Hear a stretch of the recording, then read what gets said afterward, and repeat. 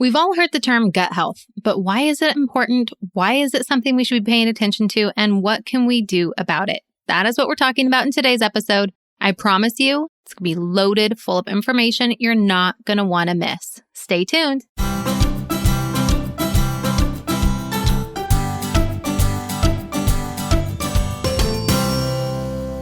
Hey friends, and welcome back to another episode of Redefining Balance podcast. I am so excited that you're here to hang out with me today. My name is Jenny Stemmerman, your host, and today we are talking about gut health.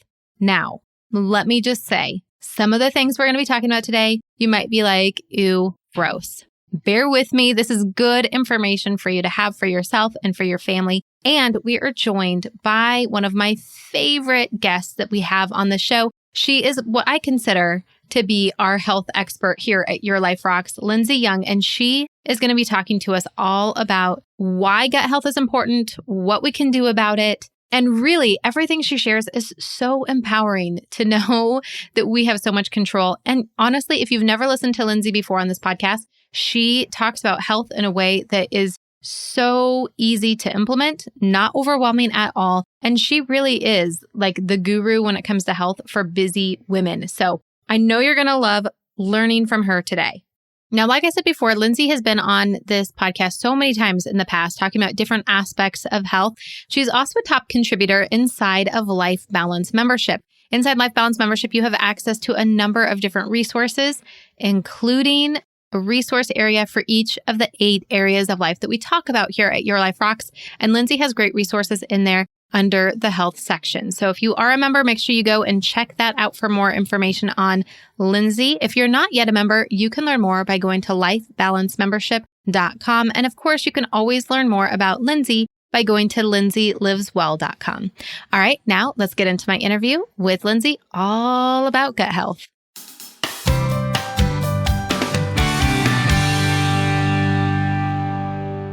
Lindsay Young, welcome back to the Redefining Balance podcast. I'm so excited to have you on. I think that you have been our most common guest, if that's even the right way of putting it, most repeated guest on, and for good reason. I mean, when it comes to like health, wellness, anything like that, you are my go-to gal. So I just so appreciate you coming on the show so often and sharing with our audience all of your great knowledge. And this topic we're going to be talking about today is something that I've been wanting to talk to you about for literally years. So today we're talking about gut health. But before we get into all your brilliance, remind our audience a little bit more about who you are and share with them what you've been up to. Yes. Well, I love being with you, Jenny, and I absolutely adore your audience. So it's a joy to be able to be here again and talking about gut health. For anyone who might be new, my name is Lindsay Young, and I am a certified transformational nutrition coach and a certified strength and conditioning specialist. And I own a health and wellness brand called Lindsay Lives Well. So I work with women one-on-one and in group nutrition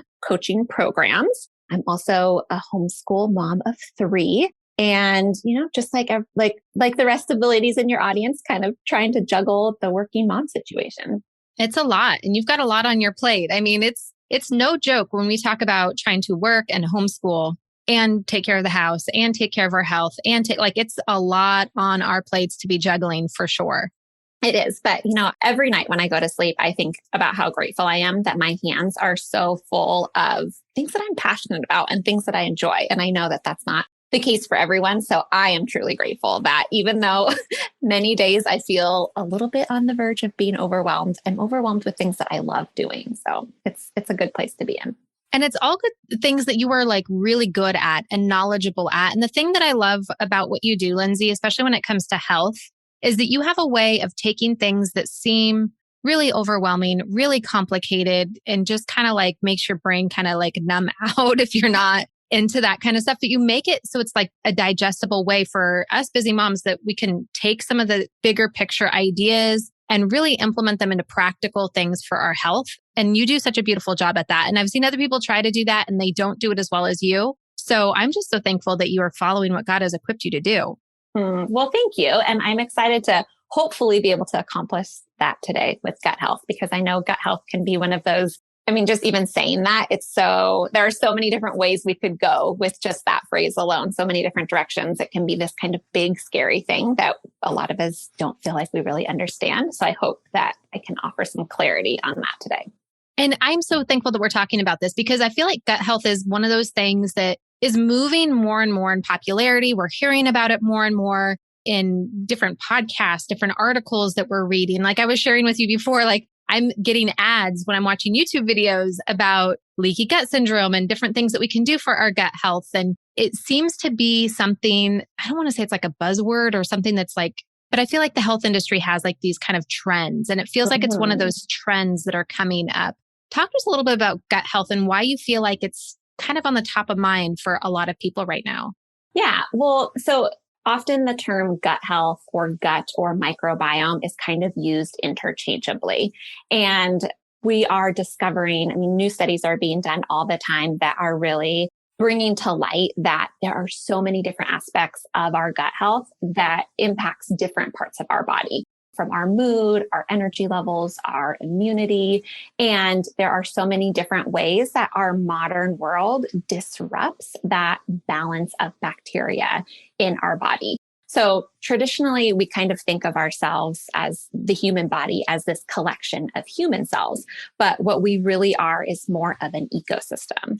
And an ecosystem is a community of living things, right? So there are all of these, like, literally trillions of tiny organisms living in and on it, just like there are trillions of those organisms living in and on our bodies.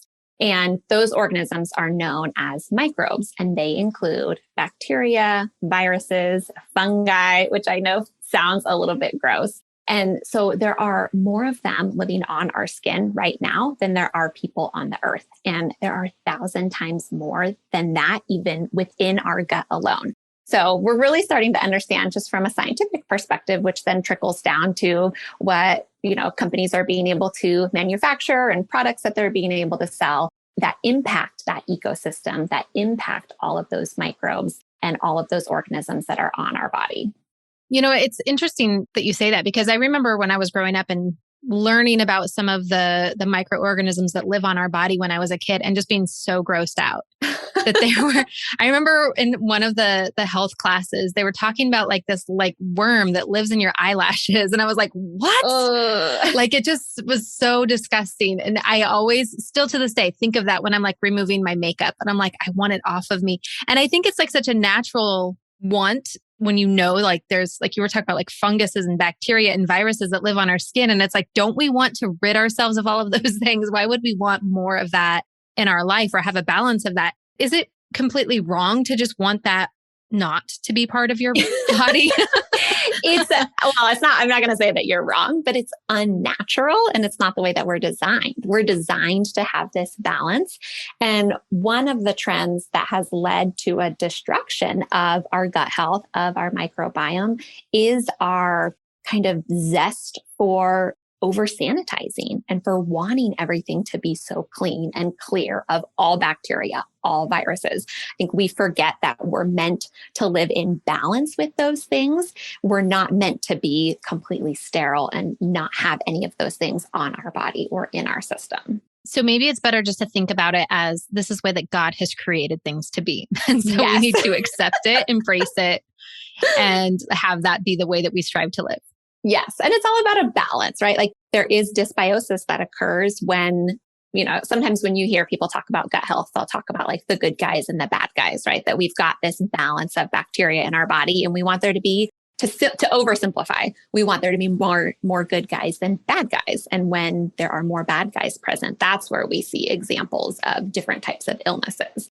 So we want to do the things, and we'll talk about this more, but that can like fuel and empower the good guys so that we're not overrun by those bad guys. Got it. So when we were just talking about like the things that live on our skin, but today's episode, we're really talking about our gut.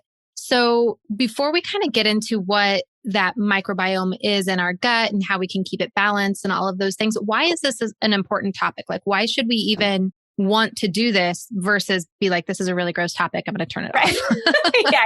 This is episode. So when we have, again, to oversimplify, like too many of those bad critters hanging out in our gut, because that's what, like when we talk about all of those like the community of microbes that resides in our gastrointestinal tract. That's what we're kind of referring to when we talk about gut health. And, a lot of times when we think about gut health, we think, oh, it's just like you eat food and then you eliminate it, but there's so much more to it than that. Our intestinal health, of course, we want optimal digestion and absorption and the assimilation of food, but that's a really big job that depends on a lot of different factors. And all of these, bugs that we're talking about contribute to that. So when we've got too many of these bad critters hanging out in our gut, that's linked to things that we don't necessarily, more than just, oh, I have a tummy ache or I have IBS, but things like autism, obesity, diabetes, allergies, autoimmune disease, depression, cancer, heart disease, eczema, asthma. The links between chronic illness and an imbalanced microbiome or an imbalance in your gut bacteria are growing every single day. So our gut bacteria, it's almost like, so it regulates so many of our bodily functions. So we think about, our body kind of like, if you think hardware and software, like the software would be the gut bacteria, dictating so many different things that are happening in our body and regulating that, from creating vitamins, controlling our immune system, our brain function, even our metabolism and our weight. So having that correct balance of bacteria in our gut is really critical to so many aspects of our health, specifically long-term. And I know before we hit record, you and I chatted a little bit about brain function and neurological function. And I think that's another phrase, and correct me if I'm wrong. I mean, I feel like I hear it talked about a lot in my world, that people are talking a lot about the gut-brain connection and about the impact of what's going on in our gut, impacting our mood and our ability to think clearly, and being linked to things like depression and anxiety. Often our gut and our brain, I mean, they seem like pretty far away and they seem pretty separate, but they are in constant communication through the vagus nerve. So you have a nerve that starts at the base of your brain and travels all the way down to your colon. And it's kind of like a bi-directional highway. So instead of cars going on that highway, this highway has neurotransmitters like dopamine, GABA, serotonin, and they're constantly going back and forth and communicating. So our brain is sending signals to our gut, which you think, if you've ever had a situation where you've done public speaking and you've been super nervous and you get like an upset stomach, right? You can understand like your brain, even though it's something that's going on in your head, how that can impact your stomach. And it's vice versa. Your gut as well sends signals to your brain. So what's happening with your diversity of your gut, your levels of healthy bacteria, that can send faulty signals to your brain, which is so fascinating when we think about things like anxiety and depression and schizophrenia and other forms of mental illness, that it's not just, we're kind of like zeroing in on the brain and what's going on with our mental health and not taking into account how big gut health is of contribution to what's going on in our brain. And this is why I wanted to talk about this particular topic with you, because whenever you think about like all of the different ailments that can come, or we think about being proactive about our health, I feel like the more I research things or look things up or listen to other experts talk, it always comes down to the gut. And I was like, oh my gosh, if we could get our gut health right, how many things would it be corrected, from metabolic function to brain function to immunity? Like, it just feels like it's a cure-all just to focus on your gut. Is that like an overstatement? No, you're 100% correct. And I get asked all the time, things like, well, what should I eat to lose weight? Or what should I eat to lower cholesterol? But the truth is that if we're eating with good gut bacteria as the priority, and that's a priority in our lifestyle as well, good health is going to follow, because disease is rare when gut bacteria is balanced and bountiful and diverse. Like when you look at people all across the board, when you've got good gut health, you see that absence of disease. And I think that, a lot of times we think about diseases that run in families, and we think about things being genetic, which can feel kind of defeating and disempowering when you're like, oh, well, this runs in my family. I've got this genetic predisposition. But so many of those things, those chronic illnesses like heart disease and types of cancer, they're hugely influenced by our gut bacteria. So what we're finding is that the environment living inside of us, our microbiome, has one of the biggest impacts on our genes and can kind of like you think about a switch, turn them on or off and determine which ones are ultimately expressed as disease. And I think that's cool. I think that's a really empowering way to look at disease because we can't change the family that we're born into. We can't change the medical history of our family, but we can change what's going on in our gut bacteria. This is so fascinating to me. So when we talk about our gut microbiome, what exactly are the things that we should be looking for? How do we know if it's healthy, if it's not healthy? Good question. So if you've got any type of, I don't want to say disease, but any type of kind of dysbiosis going on in your body where there's some type of dysfunction, I think gut health is one of those things that you always want to be addressing first, because like we talked about before, it's an underlying factor for so many different things. So I think it's something that we always want to be keeping in the back of our mind, that this is an important part of what I'm doing on a daily, weekly, consistent basis for staying on top of my health. And in terms of caring for our gut, I kind of look at this through a couple different lenses because we want to think about what's going to encourage good gut health, but we also have to address the things that damage our gut health because we can't, if we're focusing all our energy on the things to improve it and it's not on our radar that there are all of these things that are damaging it, you're not going to be making very much progress. So the big offenders, the biggest one is actually antibiotics. And there's such a strong link between antibiotic use and digestive issues. And I'm so grateful to live in a world where we have antibiotics because, they prevent death from serious infection every single day. But we do live in a climate of overdiagnosis and overtreatment. And they're often used for a wide variety of minor self-limited conditions that we don't really need to be prescribing antibiotics for. So with the way that antibiotics work is they wipe out all bacteria. They wipe out the protective and the pathogenic species. And, as luck would have it, the bad bacteria is often hardier than the good ones and more likely to survive a round of antibiotics. So, just to kind of keep that in mind, because doctors are so quick to prescribe them, that if you're able to find a practitioner that is a little bit more conservative in antibiotic use.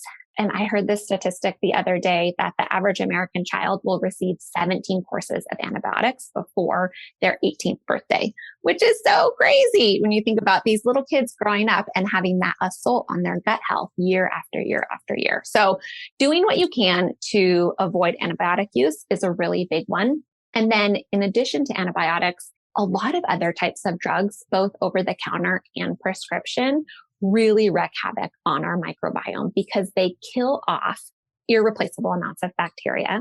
They change the pH of our gut in a way that favors overgrowth of the wrong bacteria. So they actually kind of change the environment there. And then they also damage the gut lining, which allows gut bacteria access to areas where they normally shouldn't be, which is what, when we hear the term leaky gut, that's what that means, that the integrity of the lining of our gut has been damaged. So we've got kind of like leakiness in our gut, as the name says. So some of the other things to kind of look out for in addition to antibiotics are antacids, NSAIDs, birth control, hormone replacement therapy. And these are things that people, might not be able to avoid. They might be on a prescription medication, but at least knowing like, okay, I've got this kind of weighing against me. So I need to really focus on these other areas of gut health so that I'm able to kind of combat what's going on every day with medication use. And then artificial sweeteners are a really big one that disrupts the pH balance of our gut. So any type of like diet drink, diet soda, artificial sweeteners are used in gum. That's one of the reasons why I don't chew gum anymore, is because of the artificial sweeteners. So just kind of, take a look. And I know we often think about artificial sweeteners and we think, oh, zero sugar, that's got to be great for you. But there is a downside to the chemicals that are inside of those artificial sweeteners. And is that for all artificial sweeteners or things like stevia or some of the more natural artificial sweeteners? Do they have the same effect? They do not. So the ones that I recommend are stevia and monk fruit. And those are real food forms of, it gets kind of weird the way we think about it, but those are sweeteners that are made from real food. they're just like really intensely sweet. So stevia is actually an herb that tastes sweet. Whereas those other, when you've got things like Splenda and Sweet and Low and Equal, aspartame, like those are actually like chemically made artificial sweetener. Got it. Okay. Yeah. High sugar diets in general, really like the bad bacteria in our gut love sugar. So when we've got diets that are high in sugar and high in simple carbohydrates, like refined carbohydrates, processed carbs that break down really quickly, the bad bacteria love those. Inflammatory fats, which I know we've talked about in past episodes, that the good types of fat that we want to have in our diet, like avocado oil, olive oil, coconut oil, grass-fed butter. But the more inflammatory fats are our seed oils. So canola oil, corn oil, soybean oil, those inflammatory fats, again, put our gut in a place where you're more prone to have that imbalanced pH. Alcohol, stress, infections, and low fiber diets. Those are the other kind of big culprits that lead to dysbiosis in our gut. Well, and those things are all things that I think everyone kind of has in their life. So I can definitely see how this could be an issue and something that you really have to pay attention to. Now, other than just, having some kind of a disease show up, how else would we know, like, if something is off, or if someone, like, is there a test that we can run, or is there just certain symptoms that we should be looking for? Yeah. And so a couple, just kind of when I'm doing like an initial assessment with a client, I ask a lot of questions about their digestion. Like, do you have any obvious symptoms? Like, do you burp after meals? Do you have bloating, cramping, constipation, diarrhea? Those are definitely the obvious ones. Like, something is going on inside of your gut if you've got recurring normal symptoms. If you're not having 1 to 2 bowel movements a day, if your bowel movements are not, easy to pass. I talk a lot about poop with my clients. So those are kind of some of the obvious ones. Like, hey, let's take a closer look at that and let's figure out, is it something diet related that we need to tweak, or could there be something going on that needs more attention?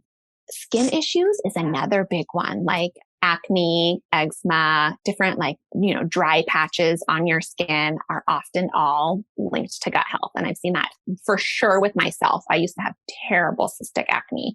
And when I cleaned up my diet and healed my gut and balanced my hormones, I never break out anymore. So definitely different types of skin issues. And then kind of that third layer is I would pay attention to mental health, like inability to concentrate, brain fog, kind of we talked about before, depression and anxiety. Those all too, I would say, like, hey, let's address gut health and see if that's one of the big culprits behind it.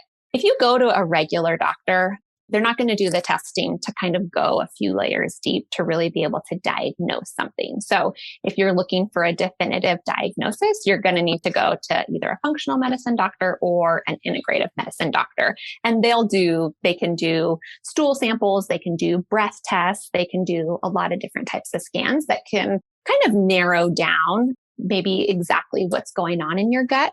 But regardless if you have like a big diagnosis that needs to be treated with a professional, or if you maybe just have something that's a little bit off in your gut that you could probably kind of troubleshoot on your own, regardless of how big or small the issue is, there's going to be kind of an order that you're going to go through things. So the first is to identify and remove medications, practices, and foods that are damaging. So maybe you've got, like a chronic shoulder injury that you're taking Advil for every single day that, you just need to go to physical therapy and get the shoulder injury taken care of so you can stop taking Advil every single day. Or it may be different types of foods. Like if you know that every time you eat dairy, it gives you diarrhea, but you just can't say no to cheese and you're just fine with taking the consequences of that, that could be an example of a type of food that your body clearly doesn't like that you need to remove in order to kind of proceed to steps 2 and 3.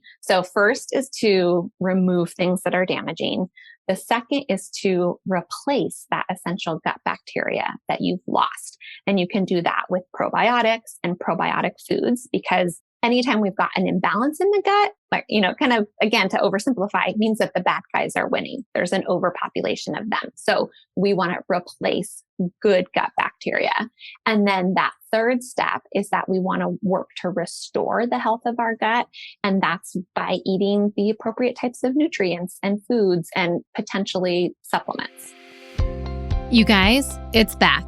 Life Balance Method starts a new 12-week program on September 11th, and now is the time to sign up and get ready. You'll learn the life balance system to grow in every area of your life, be more productive, and build solid routines that are the backbone of balanced living, all while keeping you focused on putting God first in your life and living in community. The 12-week program includes weekly lessons to learn the system while you live it out. Plus, I'm going to mail you a life balance planner as an extra resource to help you include the program and its principles in your everyday life. Now, these are audio lessons, which are easy to incorporate into your weekly routine and apply to your already busy life. Why not end the year strong and on the right note and let the next 90 days be the time frame that helps you get organized, clear, and ready to do all that God has called you to? You'll get lessons on each area of life, including your faith, marriage, parenting, home, finances, health, career, and friends and fun. Beyond giving order to these areas of life, you'll learn the monthly, weekly, and daily process of keeping everything balanced in your own unique way. Enroll early and save. Go to yourliferocks.com and click on the programs and resources to learn more.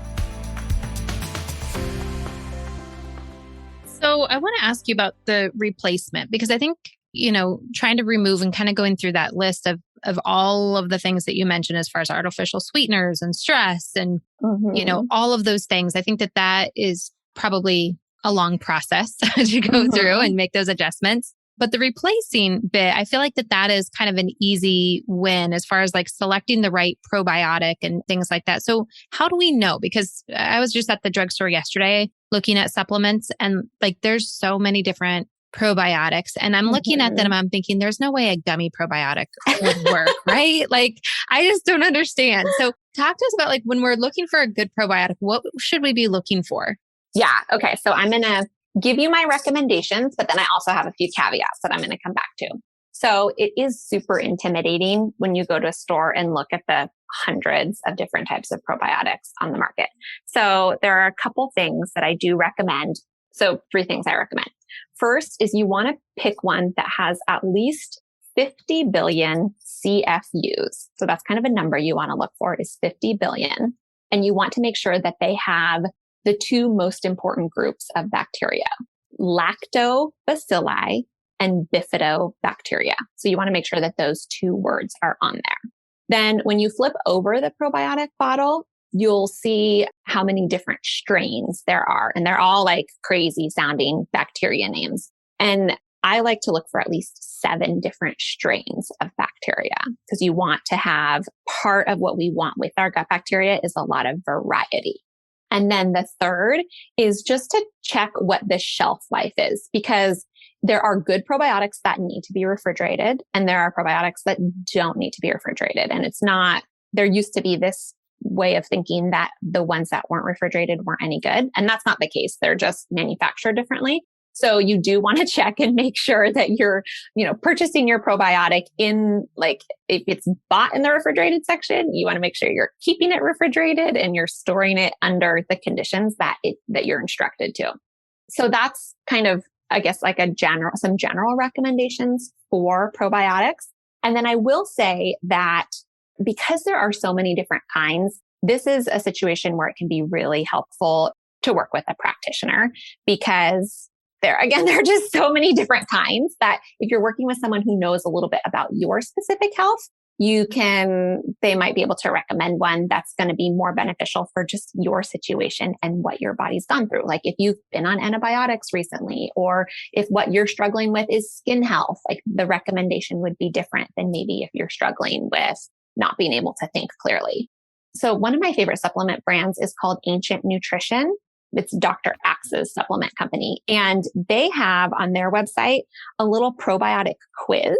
And if I didn't know his company so well, I wouldn't normally just recommend a random quiz, but I've actually found that quiz to be really accurate in determining what type of probiotic on his website. I think they have 4 or 5 different kinds.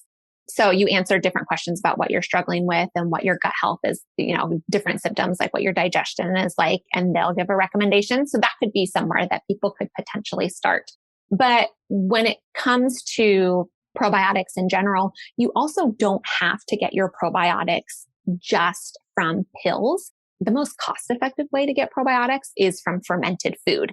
And we actually get a lot more variety in the bacteria when we're eating fermented food than when we're taking a probiotic as a supplement. And I know that it's not like fermented foods like sauerkraut and kimchi and kefir. They're not everyone's favorite foods. But if you are kind of budget conscious and buying, good probiotics, it's one of those supplements that I think it's really worth spending money on. I wouldn't go and buy a probiotic that costs $10. You're just going to be wasting your money. So I think you're better off saving and taking a probiotic less frequently. That's good quality. And then weaving in more probiotic foods, because you can get a jar of wild brine sauerkraut at Costco for like $10. That will last you months if you will just take a forkful or two of sauerkraut every single day. And I have so been there. I did not like fermented foods at all. I used to have to plug my nose when I would eat my sauerkraut, but I just knew that it was so good for me that I was willing to, plug my nose and then chase it with a sip of coffee or something to like mask that flavor.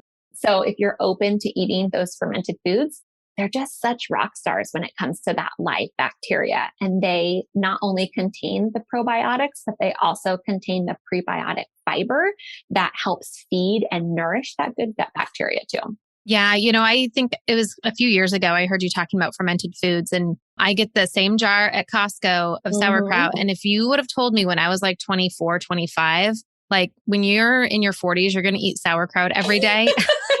I would have been like, you are crazy. That's never going to happen. But yet it happens. It's part of what I do every single day is have a couple forkfuls of sauerkraut, which sounds so crazy, but I can tell it helps a huge difference. So, if it works, it works. It really does. And ways that I'll kind of hide it in now, like I put it in my tuna salad because I do tuna a couple times a week for lunch. So I put it in there, and I've always done that since my kids were little. And that's how they get sauerkraut into. I'll put it in their tuna a couple times a week. And then I'll put it on salads. I'll put it in like wraps. I just kind of add it to places. So it's not like this kind of intimidating, scoop of food on the side of my plate. I try to look for ways that I can kind of hide it. But also, probiotics is definitely a buzzword that people are pretty familiar with, but we often forget about prebiotics too. And prebiotics they're like food for your probiotics. So we need like the good guys, but we also need to be feeding and fueling them. So I kind of think about like the prebiotics are like giving them the weapons so that they're not just like standing around. They've actually got fuel so that they can do their job.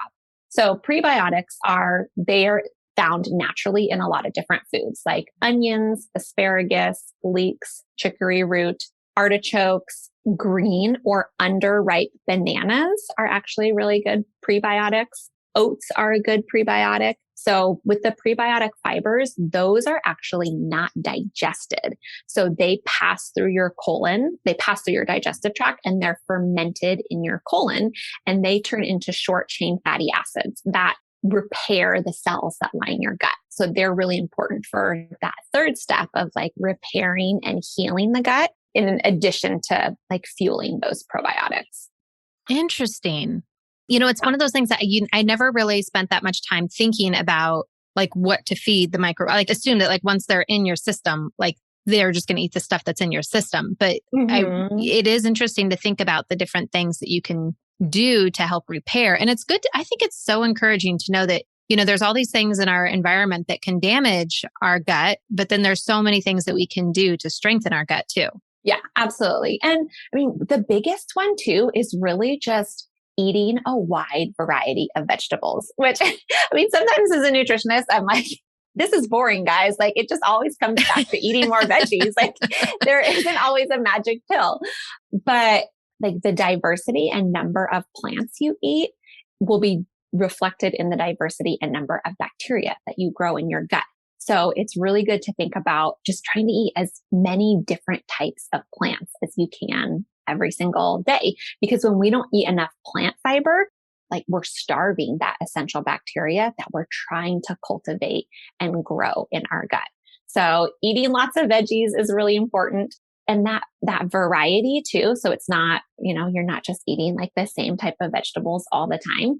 And as a parent, I'm really comforted by the fact that the additions you make to your diet matter more than the substitutions. So what I mean by that is that the absence of nourishing foods rather than the presence of the not so good stuff is what usually leads to a depleted microbiome. So if you have really picky eaters that like only eat the same thing all the time, or like maybe you're the picky eater that will only eat like 2 or 3 types of vegetables, if you have to, you're not going to undo all of your good intentions with the occasional slice of cake. So if you need to like bribe your kids to eat a bigger variety of vegetables by, like if the trade-off is that they eat more veggies, but you're giving them a little treat after their meal, you're not undoing all of the good, right? I think sometimes we think like, oh, it's going to cancel it out. No, like the variety is good for them. So if you can get them to have a variety, giving them a little treat afterwards isn't going to undo what you've just done. So that's like my little parenting hack there. That is encouraging for sure. For sure. I love this. This has been such good information. I think that we can all really take and apply. That's easy. I mean, like you said, just simply eating more vegetables or getting the right probiotic for you can make such a huge difference for yourself. Now, is there anything else that we should be thinking of to help heal our guts, repair our guts, and making sure that we have good gut health? Yeah. So there are definitely lifestyle factors that contribute too. I mean, I know we think about like the foods that we're eating and drinking or the medications we're taking and those like directly popping into our stomach. So of course that's going to impact our gut health, but there are so many things about our environment as well. So kind of what we touched on earlier with wanting to over sanitize things. So harsh chemicals in soaps and personal care products, those create a state of dysbiosis on our entire body, which directly impacts our gut health. So our body doesn't have to be harshly cleansed every single day. And when we do, we end up stripping away oils and bacteria that we actually need to keep us healthy. I mean, I'm not like telling people to be dirty, but do we need to be using hand sanitizer 20 times a day, or can we just wash with regular soap and water?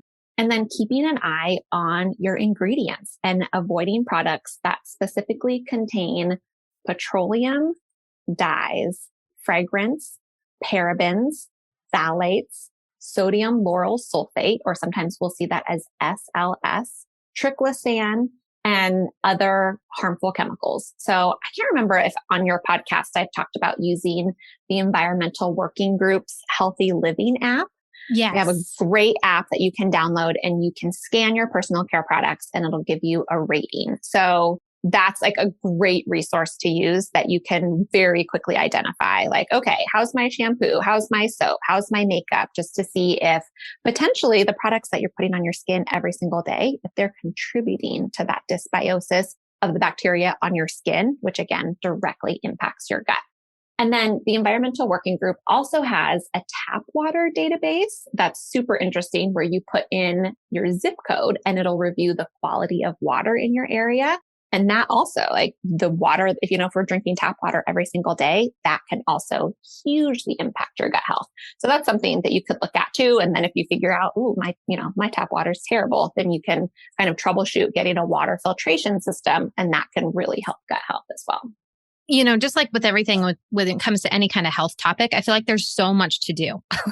Like it's so many different things to look at and evaluate. But at the same time, I also think it's really encouraging to know that we do have more control than we think. We don't have to just be a victim of our genetics or the things going on around us, but there's really a lot of things that we can do proactively for all parts of our health, from being more focused at work to having better moods to our immunity, just by focusing on our gut. And I thank you so much, Lindsay, for coming on and sharing so much wisdom. I mean, you have so much wisdom on this topic.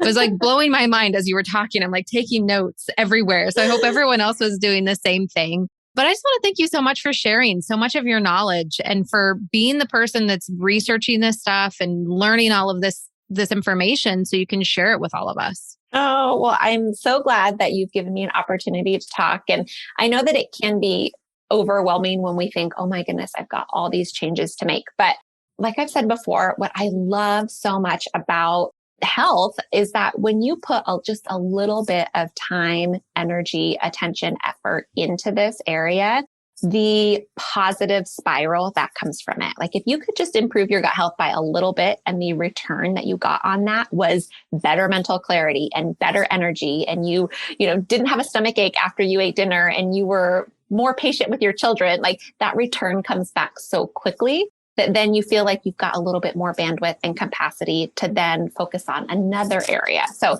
I think you just have to trust that that little bit of effort you put in comes back really quickly. And then you wind up with just more bandwidth than you think you have right now. So good. So good. Well, and I know that you go into a lot of depth on this with your clients. Now, if someone wants to work with you or they want to learn more from you, like what's the best way for them to connect? Oh, yeah. So I can't remember when this podcast is airing, but I have a free 5-day healthy habit challenge that's coming up at the very end of August. So it starts August 30th. You can find me on Instagram at Lindsay, that's with an AY, .lives.well, or my website is lindsayliveswell.com.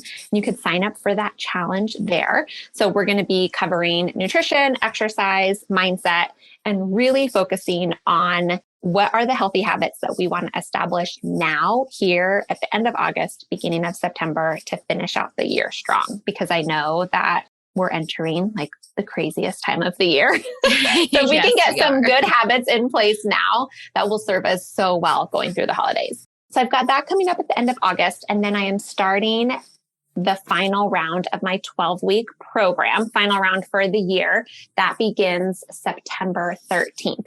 So that's where I take a group of women, and it's a combination one-on-one and group nutrition and lifestyle coaching program. So we cover all the aspects of nutrition, from gut health and blood sugar and insulin levels and weight loss. And then we also weave in a lot of mindset things as well, and lifestyle. So we're learning about meal planning and when you're dining out and eating socially, and how to stock a healthy pantry and how to, meal prep and do all of those things. I've got workouts included in that. So that will go from mid-September through the beginning of December. Awesome. Awesome. It's such a comprehensive program that you offer. And, even I recommend, if you're not already following Lindsay on Instagram, on Facebook, that you go ahead and you do that, because she's always sharing so much wisdom, great products, like all kinds of good stuff. So Lindsay, thank you so much for coming on the show again. And thank you so much for everything that you are doing to empower us to really take charge of our health without it being so overwhelming. You're welcome. Thanks for having me on. Hey, thanks for hanging out with me today. Just because the show is over doesn't mean we have to stop hanging out. Hit subscribe and dive into another episode, or jump on over to my YouTube channel for more content to help you thrive as a working mom. Ready to get into action? You can find a number of resources at yourliferocks.com, including the free weekly success planning course. Sign up for free at yourliferocks.com. Talk to you soon.